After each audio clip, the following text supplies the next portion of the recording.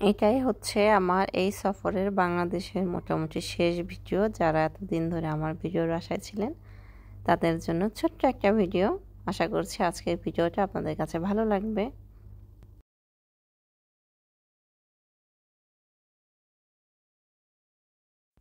আসসালামু আলাইকুম, welcome back to my channel. কাছে কিংবা দূরে, দেশ এবং দেশের বাইরে যে যেখান থেকে বসে আমার আজকের ভিডিওটা দেখছেন, আশা করছি আল্লাহর রহমতে অনেক ভালো আছেন। আমিও আছি আলহামদুলিল্লাহ। আল্লাহর অশেষ রহমতে অনেক বেশি ভালো আছি। আমি টুম্পা আছি আপনাদের সাথে। তো বেশ মোটামুটি একটা দীর্ঘ বিরতির পর আবার আপনাদের জন্য নতুন একটা ভিডিও নিয়ে হাজির হয়ে গিয়েছি। আশা করছি এটাই হচ্ছে আমার এই সফরের বাংলাদেশের শেষ ভিডিও। তো এরপর আর বাংলাদেশের কোনো ভিডিও আপনারা এই সফরে আর দেখতে পাবেন না। তো আজকের ভিডিওটা আমি মোটামুটি সকাল থেকে শুরু করছি। তো সবসময় তো আমার ভিডিওতে আপনারা গ্রামের সকালটা দেখতে পান। তো আজকে হচ্ছে আমাদের ঢাকার বাড়ির সকাল দিয়ে শুরু করলাম ভিডিও। যেহেতু চলে যাব কাতারে, তো ঢাকা এসেছি। ঢাকা থেকে আমাদের কাতারে যাওয়াটা সহজ হবে, এয়ারপোর্ট কাছে, মাছ মাংস নিতে সুবিধা হবে। তো এই সকালবেলা হচ্ছে আমি গ্রামের দুধ দিয়ে এখানে দুধ চা বানালাম। দুধটা গ্রাম থেকে নিয়ে এসেছি। তো গ্রাম থেকে দুধ আনার পর সেই দুধ দিয়ে যদি ঢাকায় এনে দুধ চা বানাই, কেমন যেন তেল উঠে থাকে। আপনাদের এমন হয় কিনা জানি না। দুধ জাল করে আমরা যখন ফ্রিজে রাখি, ওই দুধ পরবর্তীতে চা বানাই কিংবা নর্মালি খাই, ওই দুধটার উপরে কেমন হালকা হালকা একটা তেল ভেসে থাকে।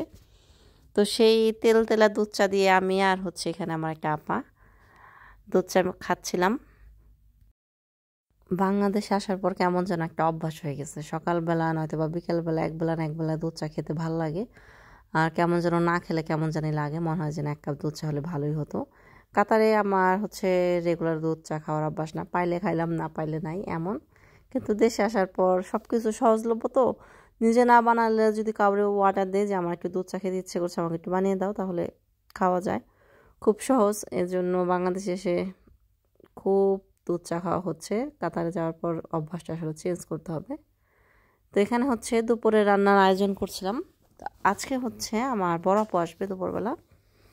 তো বেশি কিছু রান্না করব না, হালকা পাতলা রান্না করব। এখানে হচ্ছে আমি গরুর মাংস কষাচ্ছিলাম।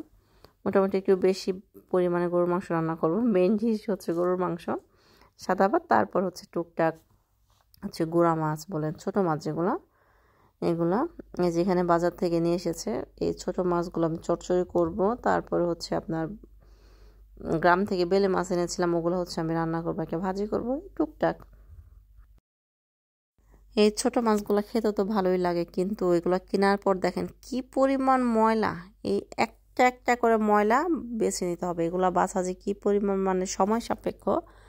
মনে হচ্ছে যে আমরা আগে চাল বেছে খেতাম না, যখন ছোটো ছিলাম তখন দেখা যেত চালের মধ্যে কালো কালো চাল থাকতো, তো ওই চাল বেছে বেছে খেতাম। অমন করে চাল বাছার মতো করে পুরা মাছগুলো বাছা হচ্ছে। আর এখানে হচ্ছে আমি একটু আলু আর একটু বেগুন কেটে নিয়েছি, এটা দিয়ে হচ্ছে গুঁড়া মাছটা রান্না করব।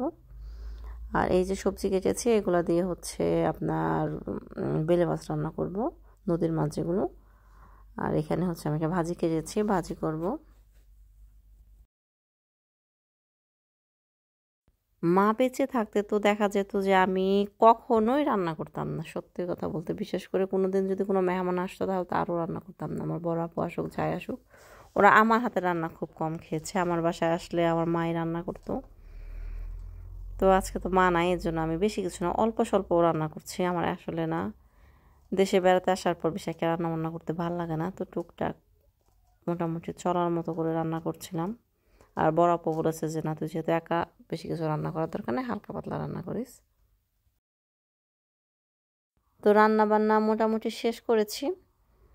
তো রান্না শেষ করার পর হচ্ছে বড় একটা বাটি আমি বিরিয়ানি গিফট পেয়েছি। আমাকে একটা আমার আপা, আপনারা চিনবেন না, ওই আপা হচ্ছে হঠাৎ করে দেখি এতগুলা বিরিয়ানি রান্না করে নিয়ে এসেছে আমার জন্য, আমার বাচ্চার জন্য।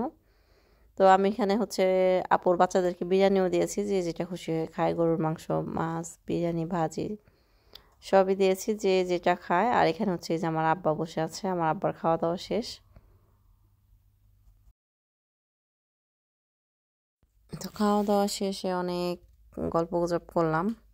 তো বিকেলবেলা বাচ্চাদেরকে নিয়ে এসেছি একটু হাতিরঝিল এখানে হাঁটানোর জন্য, বাচ্চারা বাসায় বোরিং ফিল করতেছিল।